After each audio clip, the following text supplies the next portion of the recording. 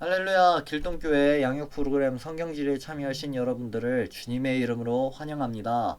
수업에 앞서 오리엔테이션 잠깐 진행하겠습니다. 제가 나눠드린 강의한 1페이지에 꼭 확인해주세요를 함께 보시겠습니다. 수업은 토요일 오후 2시 비정관에서 진행합니다. 지금 온라인으로 참여하신 분들 중에서 혹시 오프라인으로 나도 수업에 참여하고 싶다 하신 분들은 토요일 오후 2시 비정관에 오시면 함께 수업을 들을 수 있습니다. 교회 일정과 행사 등으로 변동이 있다면 제가 미리 카톡으로 알리겠습니다. 그리고 매주차 수업을 마치고 숙제가 있습니다. 이 숙제를 하는 것은 여러분들이 이번 시간에 배운 내용들을 한 번 더 복습하고 기억하고자 하는 데 중심을 두었습니다. 여러분들이 숙제에 성실히 임해 주셔서 배운 내용들을 그저 흘려보내지 않고 조금 더 기억에 오래 남기를 바랍니다. 본 강의는 이문범 교수님의 역사 지리로 보는 성경을 재구성하였습니다. 그리고 기타 문의사항 있으면 언제든지 제 연락처로 연락 주시면 되겠습니다. 카톡으로도 연락 주시면 제가 언제든지 답하겠습니다. 개관입니다. 성경 지리를 알아야 하는 이유 첫 번째, 두 번째, 세 번째가 있습니다. 첫 번째로 과거나 지금이나 변하지 않는 객관적 자료가 그 땅 바로 지리이기 때문입니다. 아브라함 때나 예수님 때나 그리고 오늘날 우리가 살아가는 이 시대나 변하지 않는 객관적 자료가 있습니다. 바로 지리입니다. 아브라함 때 문화나 사회가 변했습니다. 예수님 때 문화나 사회가 변했습니다. 그리고 오늘날 우리가 살아가는 이 시대에도 문화와 사회가 빠른 속도로 변하고 있습니다. 그러나 변하지 않는 객관적 자료가 바로 그 땅 지리입니다. 그리고 지리랑 역사를 우리가 알아야 합니다. 이를 통해서 우리가 말씀을 묵상하고 말씀을 읽을 때 더욱더 입체적으로 알 수 있기 때문입니다. 성경의 많은 내용들이 이 지리와 역사에 관련되어 있습니다. 그리고 성경의 많은 사건과 예언의 성취가 지리와 밀접한 관계가 있기 때문에 우리가 성경 지리를 알아야 합니다. 대표적으로 하나님께서 아브라함에게 창세기 12장에서 너는 본토 친척 아버지의 집을 떠나 내가 내게 보여줄 땅으로 가라 라고 하신 그 내용도 역시 지리와 관련이 있는 내용이죠. 두 번째 보시겠습니다. 주변 고대 근동 지역들입니다. 성경의 사건들은 오늘날 근동이라 불리는 이집트, 이스라엘, 요르단, 사우디아라비아, 레바논, 시리아, 이라크, 이란, 터키에서 일어났습니다. 잠깐 위성사진 한번 보시겠습니다. 이 지역이죠. 이집트, 이스라엘, 사우디아라비아, 이라크, 이란, 터키, 최근에 튀르키예라고 바뀌었죠. 그리고 여기 레바논, 시리아 이런 지역에서 성경의 사건들이 기록되어 있습니다. 지구를 이렇게 보시면 우리나라가 여기 대한민국이 여기 있는데 이렇게 이동을 해서 이 땅에서 성경의 사건들이 일어났습니다. 이 페이지에 보시면 제가 지도를 하나 기록해놨습니다. 여러분들은 이 페이지 보시면서 제 강의 들어주시기 바랍니다. 이렇게 초승달 지역을 비옥한 초승달 지대라고 하는 레반트 지역이라 부릅니다. 이는 세계 4대 문명의 발생지 중에서 메소포타미아 문명 그리고 이집트의 나일강 문명의 사이에 있는 지역입니다. 초승달 모양의 이 녹지가 성경의 사건들이 많이 기록된 지역입니다. 특히 이 이스라엘이 자꾸 이방의 민족들의 침입을 받는 이유가 이쪽엔 나일강, 이쪽엔 메소포타미아 문명이 자꾸 힘겨루기를 하면서 이 땅을 공격하기 때문에 많은 이방인들의 침입을 받았습니다. 남쪽에는 이집트 나일강 문명이 그리고 북쪽에는 메소포타미아 문명이 있었습니다. 메소포타미아 문명은 아시아를, 이집트의 나일강 지역은 아프리카 대륙을 갖고 있습니다. 이스라엘은 이 두 개의 문명과 두 대륙의 역할을 했습니다. 그리고 이후에는 유럽과 아프리카를 잇는 역할도 했습니다. 서쪽으로 가면 이렇게 유럽이 있죠. 이렇게 해서 오기도 하고 또 이렇게 해서 오기도 하고 이렇게 가기도 하고 이렇게 오기도 하고 이스라엘 지역은 이런 세 가지 대륙을 잇는 또 세 가지 문명을 잇는 아주 중요한 장소였습니다. 고대 근동을 크게 나누면 이러합니다. 메소포타미아 문명 지역 아시아에 위치하고 있고요. 나일강의 이집트 문명 지역 아프리카에 위치하고 있습니다. 그리스 로마 문명 지역 유럽에 위치하고 있고요. 그리고 레반트 지역 아시아, 아프리카, 유럽 사이에 위치하여 이스라엘, 아람, 암몬, 모압, 에돔, 시내 반도가 있습니다. 특별히 구약을 보시면 여러분들이 애굽의 이집트 그리고 바벨론의 메소포타미아 이 정도는 우리가 쉽게 기억을 할 수 있는데, 아니 구약에선 이 그리스 로마 문명이라고 할 수 있는 이 유럽 지역이 별로 등장하지 않지 않나요? 생각할 수 있습니다. 이 지역은 나중에 후에 신약에 관한 지역 아닌가요? 맞습니다. 신약이 주된 지역이 바로 이 유럽 지역입니다. 그러나 구약에서도 여기서 오신 분들이 하나 있습니다. 여기 특별히 이 유럽 밑에 그레데라고 되어 있는 이 크레테 섬에서 이 땅으로, 또 요 땅으로 온 우리 구약의 악동이 있죠. 바로 블레셋입니다. 블레셋이 그냥 하늘에서 쏙 솟아난 애들이 아니라 여기 크레테 섬에서 온 철기 문명을 가진 민족이었습니다. 세 번째입니다. 이스라엘의 방향 감각과 지역 구분입니다. 보통 지도에서 북쪽은 위쪽에 표기합니다. 그러나 성경은 동쪽을 앞이나 위로 표시합니다. 쉽게 말해서 지도 보시면 이렇게 세계 지도가 있고 여기 4자 돼 있고 여기가 북쪽, 여기가 남쪽, 여기가 동쪽, 여기가 서쪽 이렇게 표기를 하잖아요. 근데 성경은 이 동쪽이 앞이나 위라는 것입니다. 즉 이렇게 한 바퀴 돌려서 세계 지도를 이렇게 보는 게 아니라 이렇게 본다는 것입니다. 저희가 앞으로 함께 볼 성경의 지리에 대한 지도가, 이스라엘 지도가 아까 봤던 이런 위성사진에 관한 우리가 북쪽을 위쪽으로 둔 이런 식의 지도가 아니라 동쪽을 위쪽으로 둔, 그러니까 지도를 이렇게 본다는 얘기죠. 대표적으로 성경에 이런 구절들이 많습니다. 예를 들면 다메섹 왼편 호박까지 쫓아가 라고 창세기 14장 15절에 기록되어 있습니다. 그와 그의 가신들이 나뉘어 밤에 그들을 쳐부수고 다메섹 왼편 호박까지 쫓아가. 이 다메섹 왼편 호바라고 되어 있는 이 호바가 다메섹 기준으로 북쪽에 있는 것입니다. 그래서 성경은 다메섹의 북쪽 호바에 있다면, 우리가 보는 이 지도의 방향이라면 다메섹 위쪽이라 기록해야 되는데 다메섹 왼편이라 기록했습니다. 즉 성경의 방향 감각은 이렇게 북쪽을 위쪽으로 둔 것이 아니라 동쪽을 위쪽으로 둔 지도인 거죠. 이렇게 되겠죠. 그렇죠. 동쪽이 위쪽이고 북쪽이 왼쪽이고 남쪽은 오른쪽, 서쪽은 아래 혹은 뒤쪽에 있다는 것입니다. 그렇게 성전의 정문도 동쪽을 향한다는 것, 이런 특징들, 또 솔로몬 시대 때 성전에 두 기둥을 세우잖아요. 보아스와 야긴이라는 두 기둥을 세우는데 왼쪽 오른쪽에 어느 기둥이 있다, 이런 기둥이 있다 할 때 북쪽에 이 기둥, 남쪽에 이 기둥이라고 우리가 이해하면 되겠습니다. 다음으로 이제 성경의 지도 한번 보시겠습니다. 첫 번째 중앙산지입니다. 광야, 유대광야, 유대산지, 유대광야와 셰펠라, 평지라고 하는 셰펠라, 그리고 베냐민 산지, 그리고 갈릴리, 그리고 갈멜 산지, 이렇게 구분되는 중앙산지가 하나 있고요. 그리고 이쪽 평야 쪽으로 와서 해안 평야, 블레셋 평야, 샤론 평야, 악고 평야가 있습니다. 제가 최근에 성경을 열심히 묵상하면서 특히 저는 개인적으로 이사야서를 요즘 열심히 읽고 있는데, 이사야서에 이런 내용이 기록되어 있습니다. 하나님께서 이사야 선지자를 통해 하는 경고가 있습니다. 해변 광야에 관한 경고라. 적병이 광야에서 두려운 땅에서 내게 회오리 바람이 몰려왔도다 라고 기록되어 있습니다. 해변 광야? 거기가 어디지? 라고 우리가 쉽게 생각할 수 있는데 바로 이쪽 지중해가 이렇게 더 꺾여 있으니 이쪽 해변 광야 이쪽에 말하는 것입니다. 위성사진으로 보면은 염해 사해가 여기 있으니까 대략 해변 광야에 관한 말씀은 이쯤에서 일어난 것이겠죠. 그리고 네겝 회오리 바람이라고 하는데, 네겝 성경에는 표현이 다양해요. 네겝, 그리고 남방이라고 하는 이 지역이 있습니다. 주로 광야와 유대 산지를 사이에 있는 이 땅을 말하고 있어요. 이스라엘에서는 이걸 남방으로 표현하는데 성경에서는 주로 광야와 유대 산지 사이에 있는 곳을 네겝, 남방이라고 합니다. 저희 수업에서는 이 지역을 네겝이라고 하겠습니다. 즉 이사야 21장 1절에 해변 광야에 관한 경고라. 적병이 광야에서 두려운 땅에서 네겝 회오리 바람같이 몰려왔도다 라고 하는 이 내용은 위성사진으로 보면 여기가 이제 네겝이겠죠.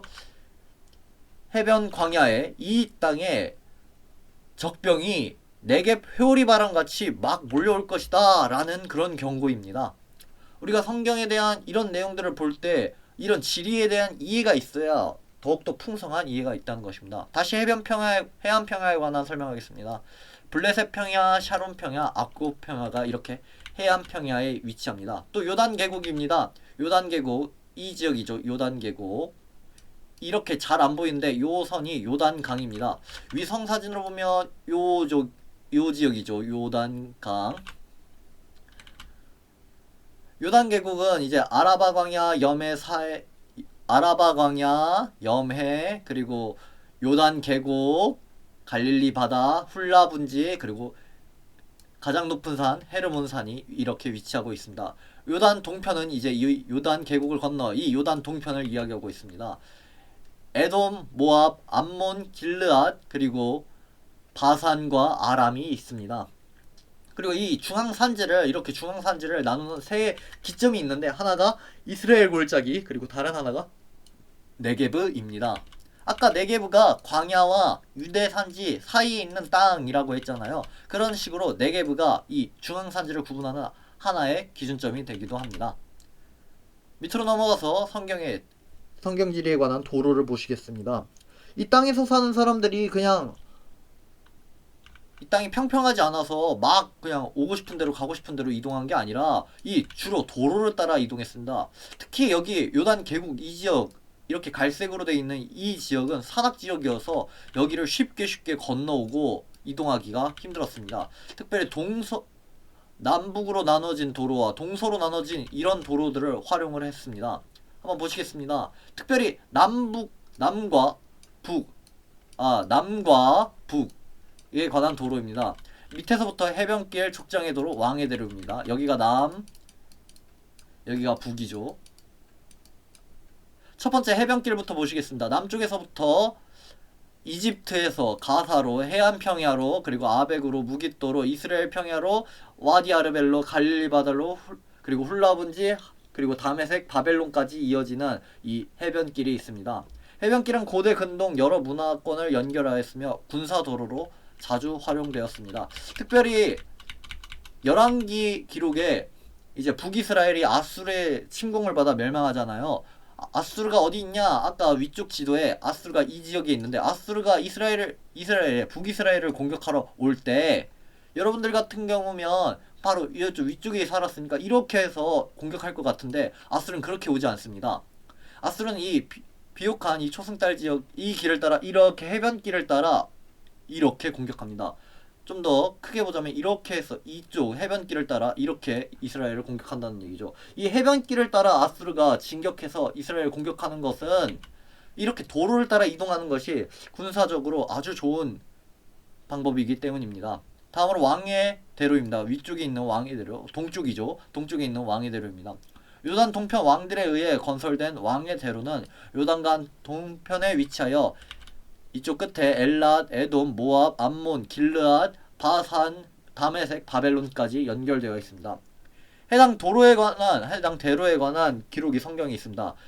민수기 20장 17절입니다. 제가 읽겠습니다. 청하건대 우리에게 당신의 땅을 지나가게 하소서. 우리가 밭으로나 포도원으로 지나가지 아니하고 우물물도 마시지 아니하고 왕의 큰 길로만 지나가고 당신의 지경에서 나가기까지 왼쪽으로나 오른쪽으로나 치우치지 아니하리이다 한다고 하라 하였더니 라고 기록되어 있습니다.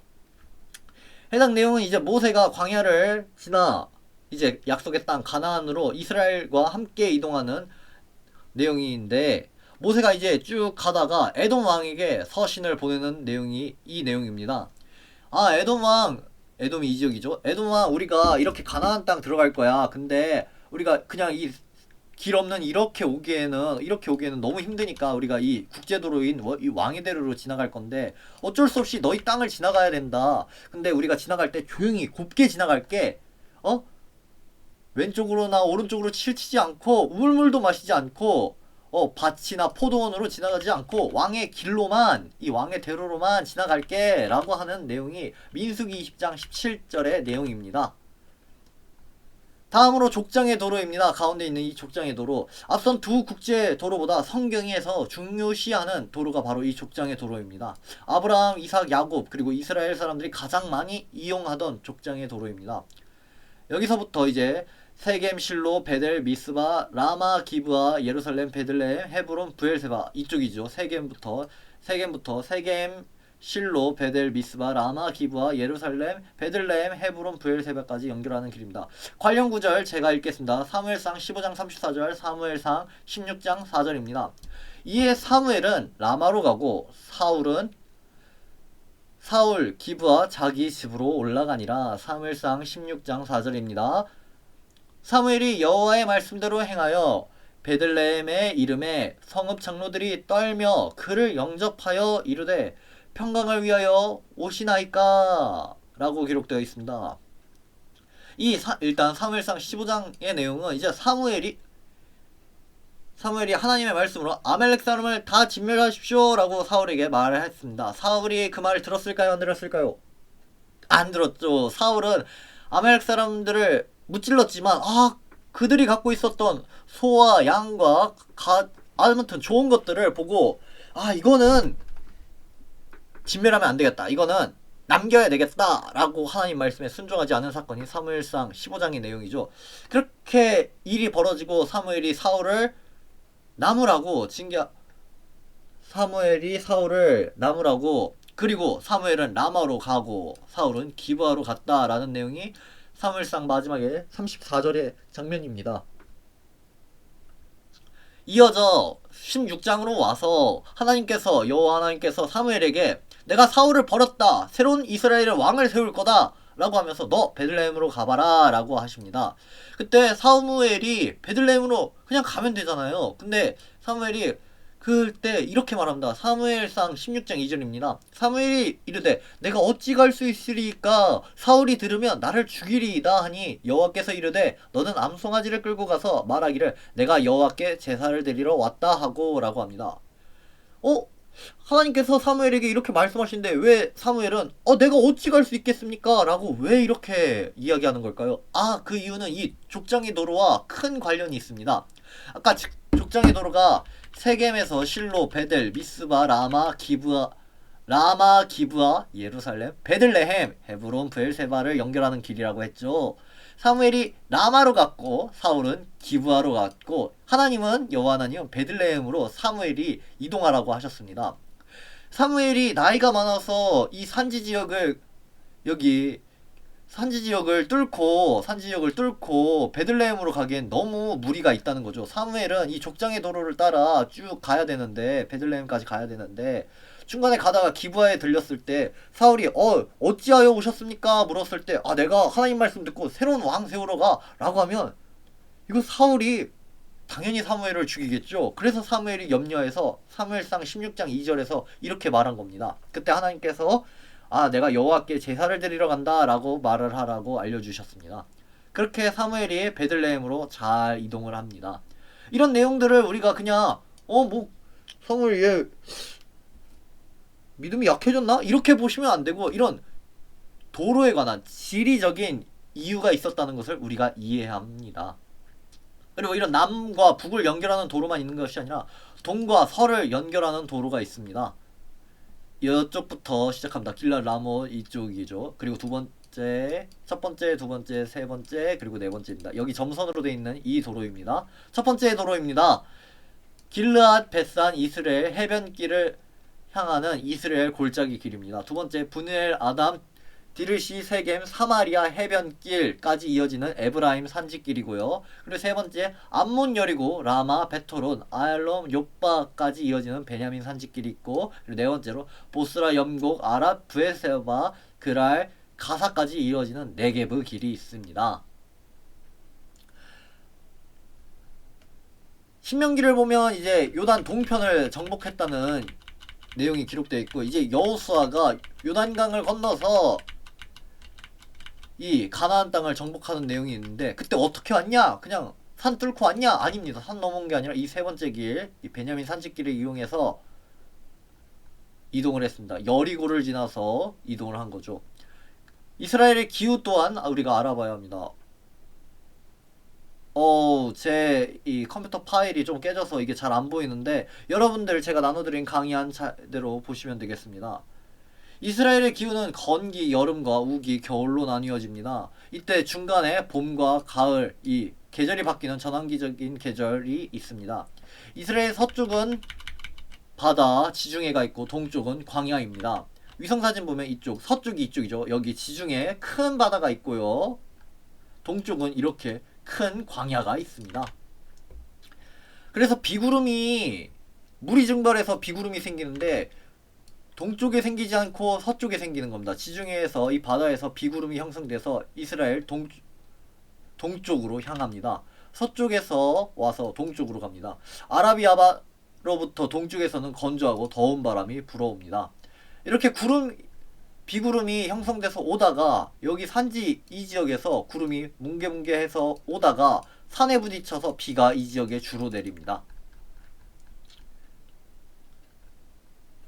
지중해 서쪽이나 북쪽에서 부는 바람이 산에 부딪히면서 서쪽 부근에 비를 내립니다. 이 비 때문에 유대의 산지 서쪽은 울창한 숲을, 그리고 동쪽은 우기인 겨울에 흙뿌리듯 내릴 뿐이지 비가 거의 내리지 않습니다. 그렇게 유대의 광야가 형성됩니다. 하지만 이때 내린 비로 인해, 흙뿌려진 비로 인해 이 지역에, 광야 지역에 풀이 자라서 이 지역을 목축하게 됩니다. 봄, 여름, 가을, 겨울을 한번 살펴보겠습니다. 우기를 중심으로, 겨울이죠. 우기를 중심으로 계절이 구분됩니다. 봄은 전이 계절로 늦은 비가 내려 추수 전에 마지막 수분을 공급하는 시기입니다. 주로 온화한 날씨를 보이나 때로는 뜨겁고 먼지가 많은 날씨를 만듭니다. 6월절은 첫 열매인 아몬드, 성경에서 살구꽃이라 기록하는 아몬드를 수확하는 시기로 이스라엘의 종교력이 시작됩니다. 출애굽기 12장 2절에 이렇게 기록되어 있습니다. 제가 읽겠습니다. 출애굽기 12장 2절입니다. 이 달을 너에게 달의 시작, 곧 해의 첫 달이 되게 하고 라고 기록되어 있습니다. 이 시기를 이스라엘의 종교력이 시작하는 시기로 봅니다. 여름입니다. 5월에서 10월 사이에, 10월에 있는 여름입니다. 오랜 건기가 이어집니다. 비가 전혀 내리지 않습니다. 이스라엘에서는 초여름에 곡식을 수확하는데 이 시기가 오순절, 칠칠절, 맥추절입니다. 출애굽기 23장 16절에 이렇게 기록되어 있습니다. 제가 읽겠습니다. 출애굽기 23장 16절입니다. 맥추절을 지키라. 이는 내가 수고하여 밭에 뿌린 것의 첫 열매를 거둠이라. 수장절을 지키라. 이는 내가 수고하여 이룬 것의 연말에 밭에서 거두어 저장함이니라. 곡식을 수확하는 첫 열매, 이때가 이 시기라는 것입니다. 계속되는 청명한 날씨에 물이 많이 필요하나 샘물과 우물, 작은 시내에 의존할 수밖에 없습니다. 요단 계곡의 기온은 최대 49도까지, 예루살렘은 40도까지 이릅니다. 그러나 오후 2시에서 3시까지 3시 사이에 이 서쪽에서 규칙적으로 시원한 바람이 물고 와서 밤에는 이슬이 내리기도 합니다. 그리고 가을 10월에서 11월까지 있는 이 전이 계절은 이른 비를 통해 열매를 수확하는 시기입니다. 첫 비가 내리는 이 시기를 숫꽃, 초막이라는 뜻인데 초막절, 그리고 수장절, 장막절이라고 합니다. 숫꽃 15일 전은 신년이 시작되는 나팔절입니다. 이때 파종을 합니다. 우리는 봄에 씨를 뿌리는 파종을 하는데 이스라엘 사람들은 가을 10월에서 11월에 파종을 합니다. 그리고 가을에 이렇게 씨를 뿌리면 겨울 우기에 비가 내려서 곡식이 자랍니다. 일반적으로 사람이 가장 살기에 알맞은 기온이 이 가을에 있습니다. 겨울입니다. 12월 그리고 이듬해 2월까지 겨울입니다. 우기, 비가 자주 내립니다. 자주 내리는 소나기가 땅에 물을 채웁니다. 소나기는 주로 강한 바람과 추위를 동반합니다. 때로는 며칠 동안 이 추위가 지속되기도 합니다. 산지에는 쌀이기 눈이 내립니다.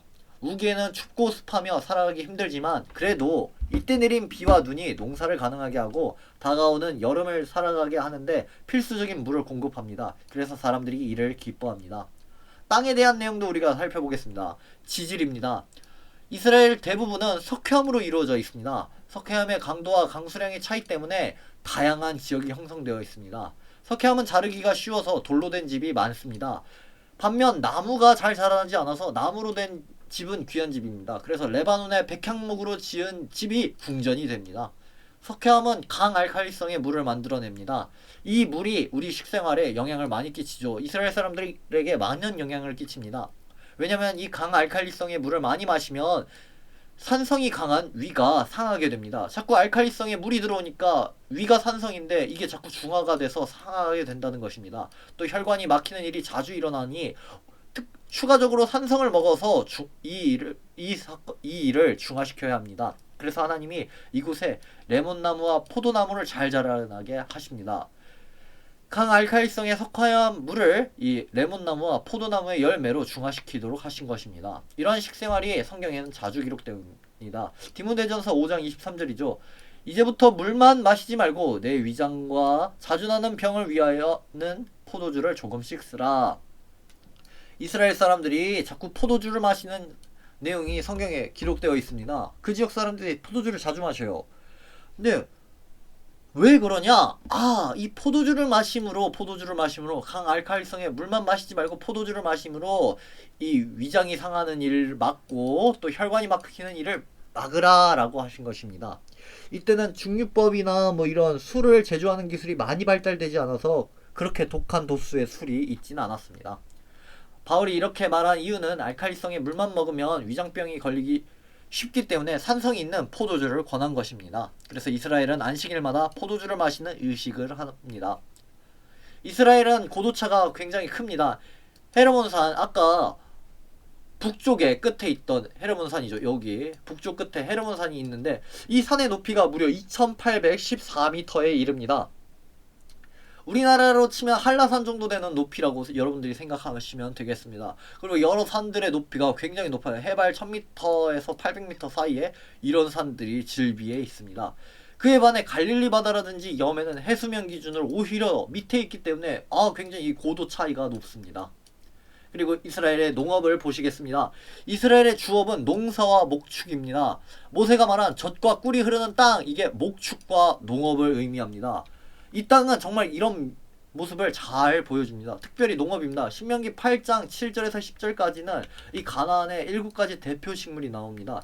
밀, 보리, 그리고 포도, 무화과, 석류, 올리브, 감람이라고 하죠 성경이. 그리고 꿀, 대추, 야자가 있습니다. 지역적인 다양한 특성으로 인해 곡식인 밀과 보리는 주로 평지와 계곡에서 자랍니다. 그리고 나머지 이 네모박스 친 것들은 산지에서 키웁니다. 아까 이렇게 고도가 높기 때문에 평지에는 밀과 보리가 자라고 높은 산악지역에서는 이런 포도, 무화과, 석류, 올리브, 꿀이 자랍니다. 생계를 위해서 곡식이 중요하긴 하지만 이스라엘의 주 생산품은 다름 아닌 과일이었습니다. 목축입니다. 히브리인들은 조상이 모두 목자였습니다. 양을 치는 이런 표현 내용들이 자주 기록된 것은 그들이 목자였기 때문입니다. 그리고 그들의 부에 대한 기준이 어떤 금이 많다, 은이 많다 이게 아니라 가축의 숫자로 세는 것이 바로 이와 연관되어 있습니다. 이스라엘의 많은 땅은 농업에는 적합하지는 않으나 오히려 목축에는 적합한 땅입니다. 그래서 양을 잘 먹이고 돌보는 내용이 있죠.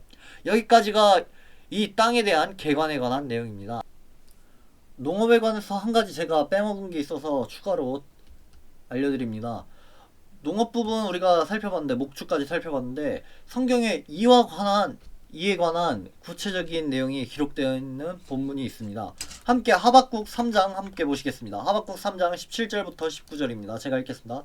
비록 무화과 나무가 무성하지 못하며 포도나무에 열매가 없으며 감람나무에 소출이 없으며 밭에 먹을 것이 없으며 우리의 양이 없으며 외양간에 소가 없을지라도 나는 여호와로 말미암아 즐거워하며 나의 구원의 하나님으로 말미암아 기뻐하리로다.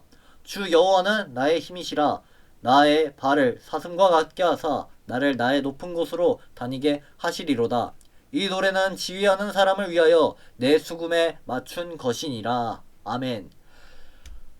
우리가 찬양으로도 부르는 이 하박국 3장 17절부터 19절의 내용은 굉장히 이 이스라엘의 기후라든지 또 작물에 대한 내용이 기록되어 있습니다. 특별히 눈에 띄죠. 17절에 무화과나무, 포도나무, 감람나무, 또 밭, 이 내용들이 있습니다. 또 우리의 양과 외양간의 소도 있고요. 제가 이 내용을 말씀드리는 것은 방금 전에 우리가 개관에서 살펴보았던 이 농업까지의 내용이 큰 연관이 있기 때문입니다. 그냥 우리가 이 말씀을 묵상했을 때 비록 내가 무화과나무가 무성하지 못하고 열매가 없고 포도나무에 열매가 없고 감람나무에 소출이 없고 밭에 먹을 것이 없지만 우리의 양이 없고 외양간에 소가 없을지라도 난 여호와로 말미암아 즐거워하는구나 라고 이 말씀을 들었을 때, 묵상을 했을 때 내가 비록 가진 게 없지만 그래도 하나님으로 인하여 기뻐하고 즐거워한다. 나의 만족은 하나님께 있다. 라고 묵상을 할 수 있다는 것입니다. 평상시에 우리가 이렇게 묵상하겠죠. 아주 좋은 묵상이고 적합한 묵상이지만, 적합한 내용 이해지만 100%는 아닙니다. 100점은 아닙니다. 조금 아쉽습니다. 뭐가 아쉽냐? 이게 단순히 내가 뭐가 좀 없고 부족해하고 이 내용을 기록하고 있는 게 아닙니다. 무화과 나무는 이스라엘에서 봄에 자라는 식물입니다. 봄에 추수할 수 있는 식물입니다. 그리고 포도나무의 열매는 여름에 납니다. 감람나무, 올리브나무죠. 이거는 가을에 납니다. 밭, 아까 이스라엘의 파종은 가을에 한다고 했고, 겨울에 비가 내려서 겨울에 밭에 작물이 자란다고 말씀드렸습니다. 즉 밭은 겨울입니다. 17절이 말하고 있는 것은 단순히 내가 좀 가진 게 없어도 하나님으로 인하여 기뻐합니다 라는 내용을 기록하고 있는 것이 아니라 봄, 여름, 가을, 겨울, 그리고 외양간의 소, 우리의 양, 이 모든 것이 없을지라도, 내가 사계절에 가진 것이 하나도 없을지라도, 내 사계절 농사가 망했고 아무것도 없을지라도 나는 여호와로 말미암아 즐거워하며 나의 구원의 하나님으로 말미암아 기뻐하리로다. 주 여호와는 나의 힘이시라. 나의 발을 사슴과 같게 하사 나를 나의 높은 곳으로 다니게 하시리로다. 이 노래는 지휘하는 사람을 위하여 내 수금에 맞춘 것이니라. 라고 하는 이 하박국의 이 고백을 우리가 좀 더 깊이 알 수 있다는 것입니다.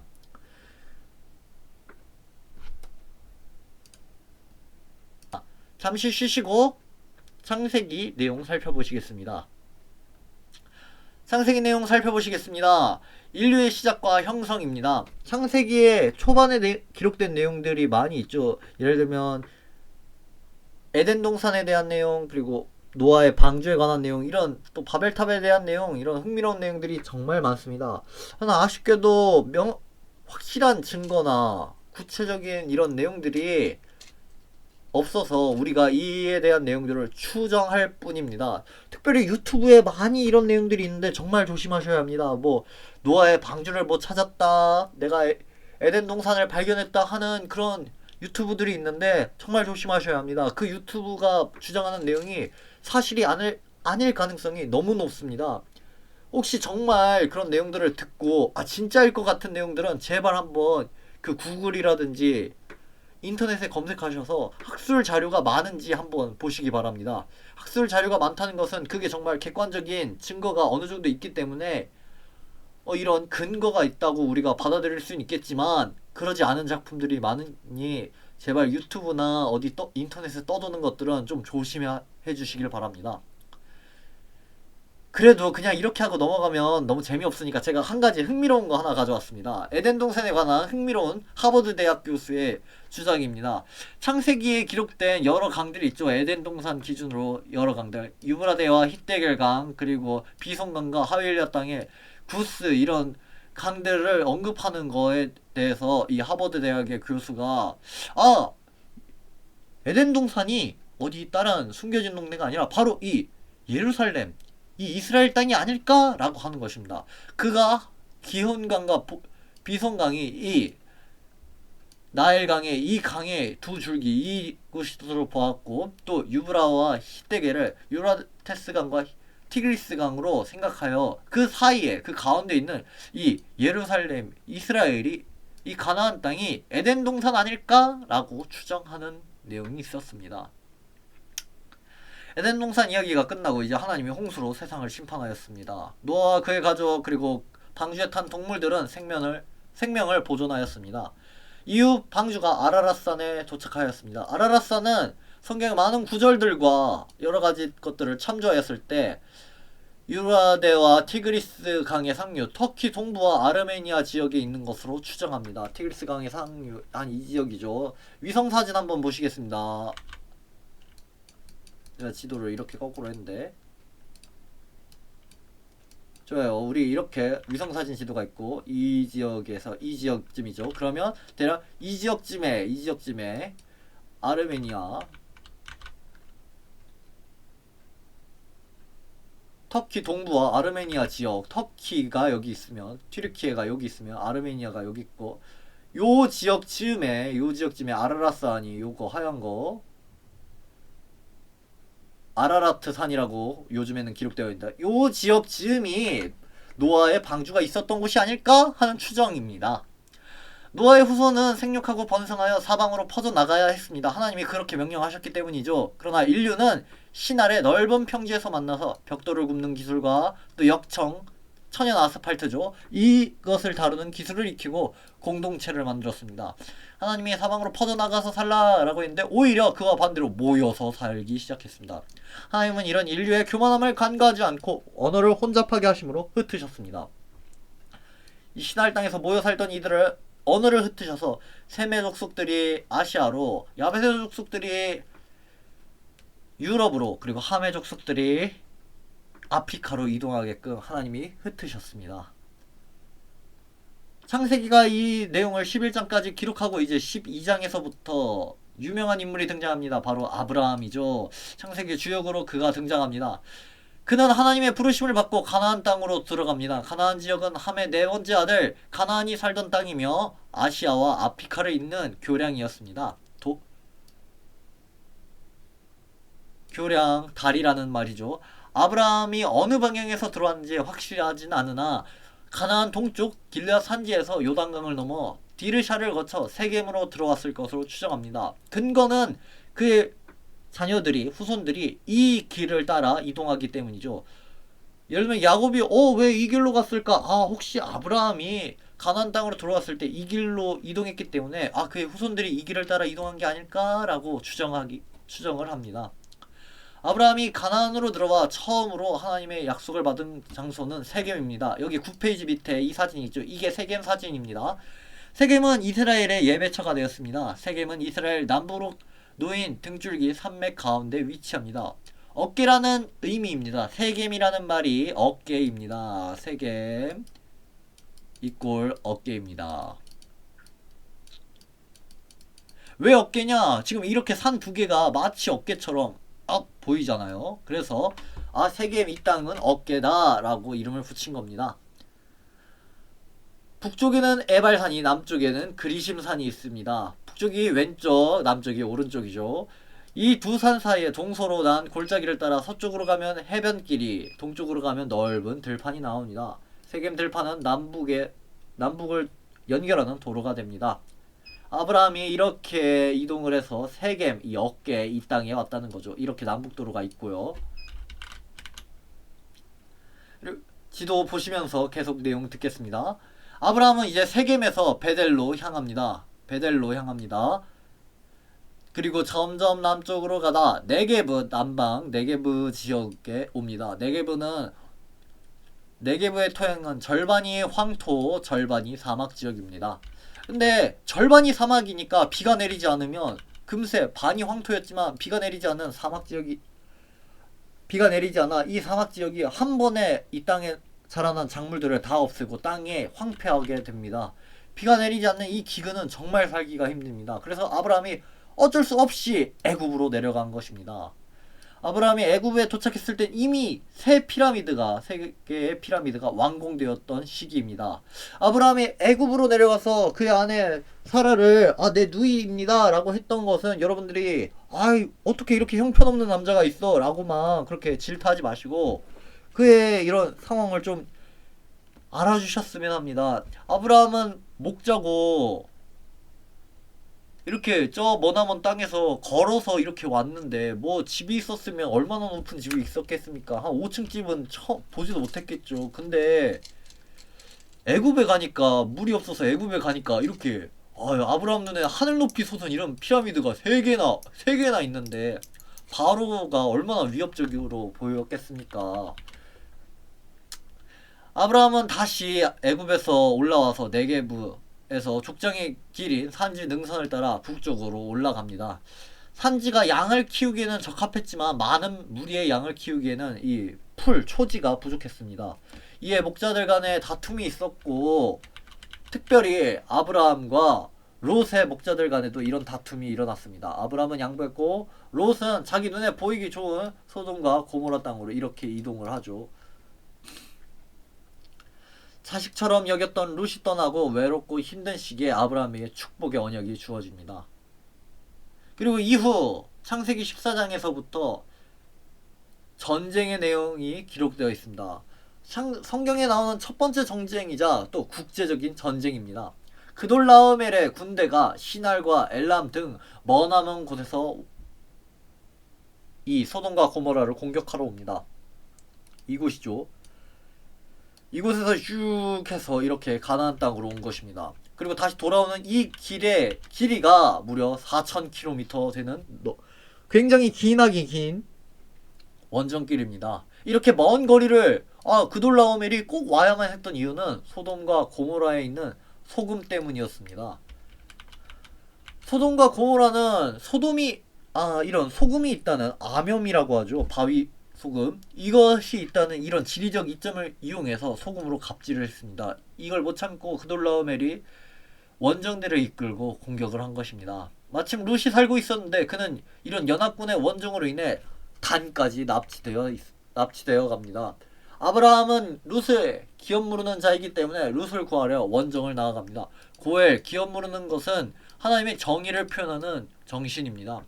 룻을 구하고 돌아오던 아브라함은 왕의 골짜기 기드론 골짜기에서 살렘의 왕 멜기세덱을 만납니다. 그는 여호와의 제사장이었습니다.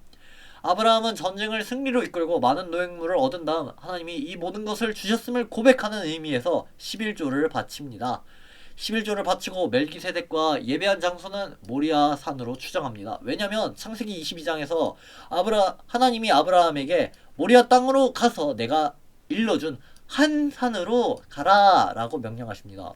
모리아 땅에 산이 몇 개가 있는지 정확히 모르겠지만 산이 여러 개가 있는데 하나님이 한 산으로 가라 라고 했을 때 아니 하나님 1번 산인가요? 2번 산인가요? 3번 산인가요? 안 물어보고 거기요 하고 딱 갔습니다. 그 이유가 아무래도 멜기세덱에게 11조를 바쳤던 하나님을 예배했던 그 장소가 아브라함은 기억했을 것입니다. 그돌라오멜이 이렇게 아브라함의 경륜을 따라 이렇게 이동해서 또 저기 먼 데까지 이동해서 또 밑으로 와서 이렇게 해서 소돔과 고모라를 칩니다.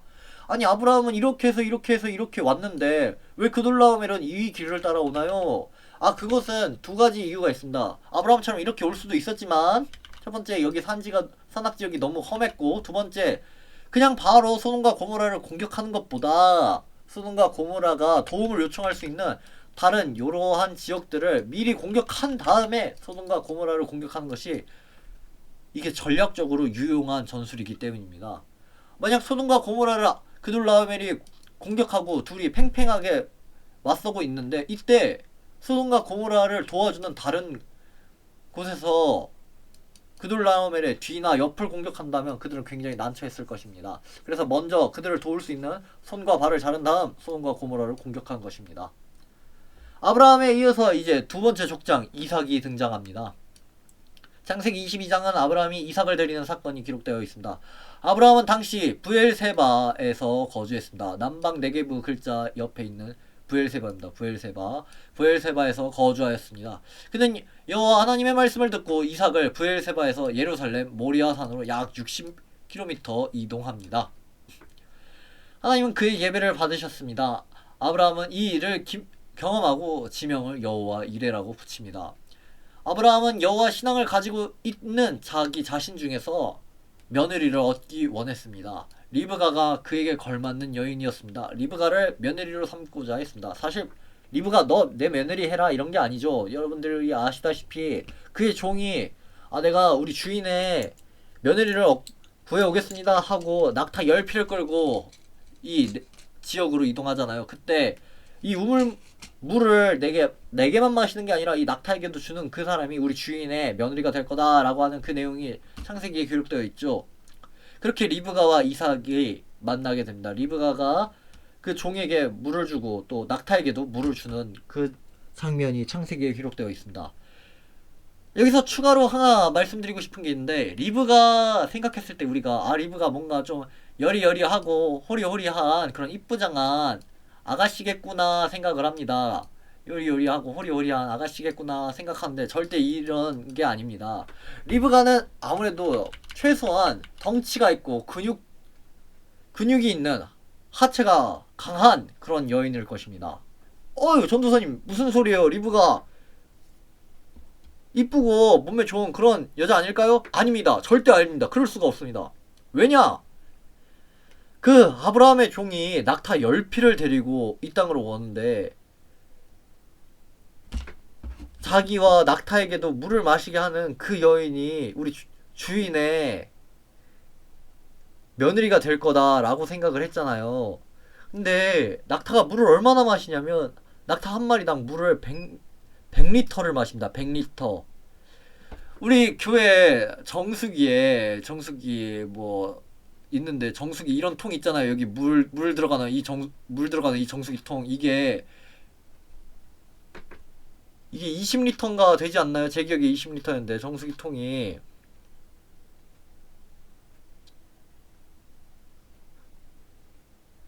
와우. 일반 생수통이 대략 18.9ml 이 정도 9리터 이 정도 되나 하네요.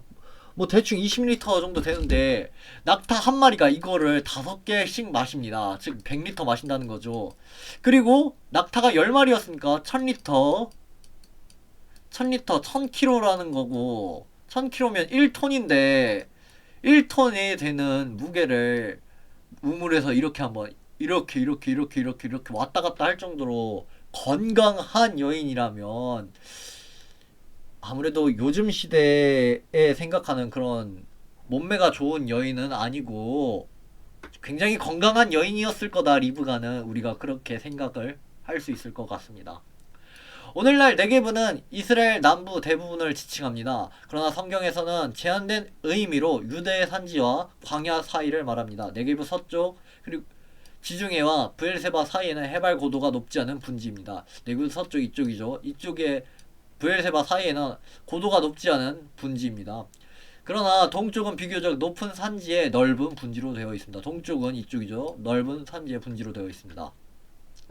네게브는 황토로 덮인 절반은 산성 그리고 절반은 사막 지역입니다. 가루 형태의 토양은 물 흡수가 느리고 나무가 거의 없습니다. 어쩌다 내리는 비는 토양을 침식시킵니다. 이 황토가 물을 만나면 찰흙처럼 딱 이렇게 됩니다. 그러니 이게 비가 와서 물이 적셔지면 토양이 우르르 무너지는 이런 침식이 일어납니다. 폭우가 내리면 저지대가 순식간에 침수되어 사막의 빠른 속도로 시내가 형성이 됩니다. 성경에 그런 표현이 있잖아요. 사막에 샘이 넘쳐 흐르리라 라는 그 표현이에요. 아니 사막에 물이 얼마나 많으면 샘이 넘쳐 흐른다는 거지? 라고 생각할 수 있는데 그게 아니라 이 안방 네게브 땅을 가리키고 하는 표현입니다. 네게브는 연평균 강수량이 약 200에서 300mm입니다. 강우량이 많은 해는 작물을 재배할 수 있지만 가뭄이 들면 모든 것을 잃어버립니다. 우기에는 비가 거의 오지 않으니 가축에게 먹일 풀조차 구할 수 없습니다. 그래서 아브라함이 이 시기에 물이 풍부한 이집트로 내려간 것입니다. 이삭도 이집트에 내려갔다가 그랄에 이릅니다. 그랄은 네게브 서쪽 부분에 해당합니다. 이 지역이죠. 물이 귀한 네게브에서 우물을 빼앗는 것은 전쟁을 선포하는 것이나 마찬가지입니다. 근데 이삭은 싸움을 피하며 최소 4개의 우물을 팠습니다. 결국 당시 블레셋 왕 아비멜렉의 존경을 받아 그와 불가침 조약을 맺습니다. 그리고 야곱이 이제 등장을 합니다. 야곱은 네게브에서 하나님의 축복권이 없으면 살 수 없음을 깨닫습니다. 왜 살 수 없냐? 아까도 말했듯이 조금 전에 말했듯이 이 네게브 이 지역에서 이삭과 야곱이 같이 살고 있는데 이 지역엔 비가 내리지 않으면 정말 살기가 어렵다. 살 수가 없다. 비를 내리는 것은 사람의 힘이 아니라 하나님의 힘이다 라는 것을 야곱은 분명히 경험했다는 것입니다. 그래서 하나님의 축복권이 무조건 필요하다 라고 야곱은 생각했던 것입니다. 그래서 형을 속이면서까지 축복권을 얻어내고자 했습니다. 그리고 팥죽 한 그릇에 형에게서 장자권을 속여 빼앗고 형은 이 사실에 분노해서 야곱이 그의 보복을 피해 삼촌 라반이 있는 하란으로 향합니다. 베들로 급히 도망한 야곱은 돌베개를 베고 잠을 청합니다.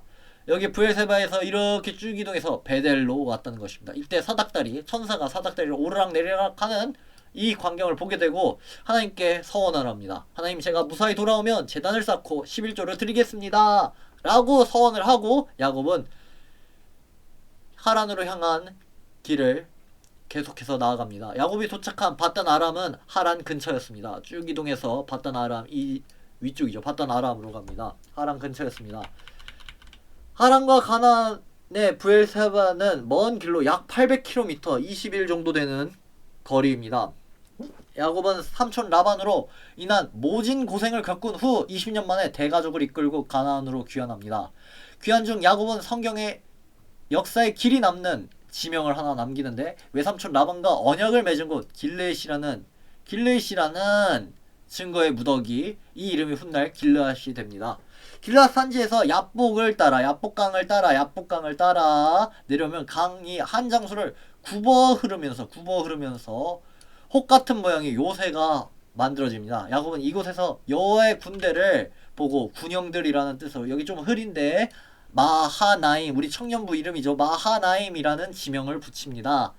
이 부근에서 야곱은 가나안에 들어가기 전 형 에서의 허락과 화해를 받고자 했습니다. 이곳에서 천사와 씨름을 하고 그의 이름이 이스라엘이 됩니다. 여기 밑에 15페이지에 지도 보시면 되겠습니다. 마하나임 이렇게 있고, 이곳에서 야곱의 이름 이스라엘을 받게 됩니다.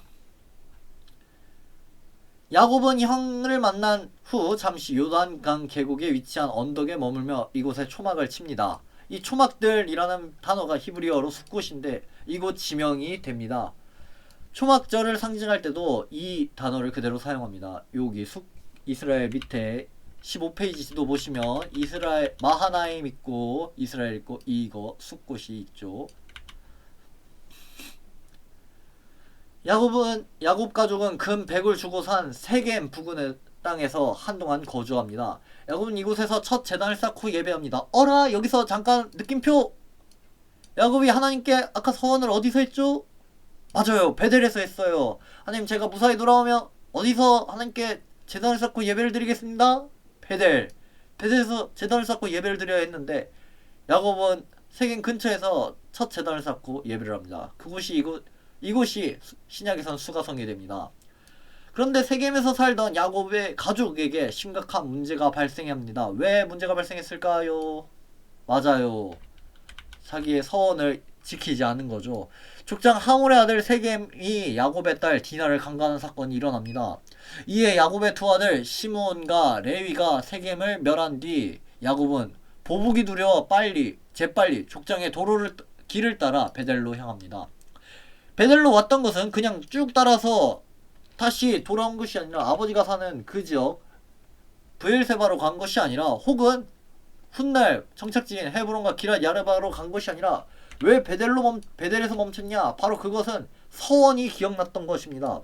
그래서 야곱은 베델로 가서 하나님께 서원을 마칩니다. 다시 남쪽으로 아버지 집으로 향하던 중 리브가의 유모 드보라를 잃습니다.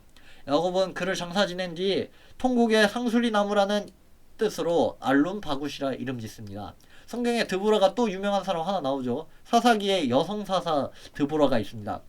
그녀가 상술리 나무에서 하나님의 말씀을 가르친 것은 결코 우연이 아닌 것 같습니다. 족장의 도로를 따라 베들레헴에 이르렀을 때 라헬은 두 번째 자녀 베냐민을 출산합니다. 그리고 야곱은 최종 목적지인 이삭이 있던 헤브론, 기랏 아르바에 도착합니다. 이곳에서 가족과 함께 살아갑니다. 그의 자식 중에 하나 요셉은 야곱의 사랑을 가장 많이 받는 자녀였습니다. 근데 눈치가 없었습니다. 왜 눈치가 없었냐? 야곱이 그를 유난히 사랑하는데 다른 형제들이 이 이복 동생 요셉을 안 좋아한다는 것을 요셉은 눈치채지 못했던 것입니다.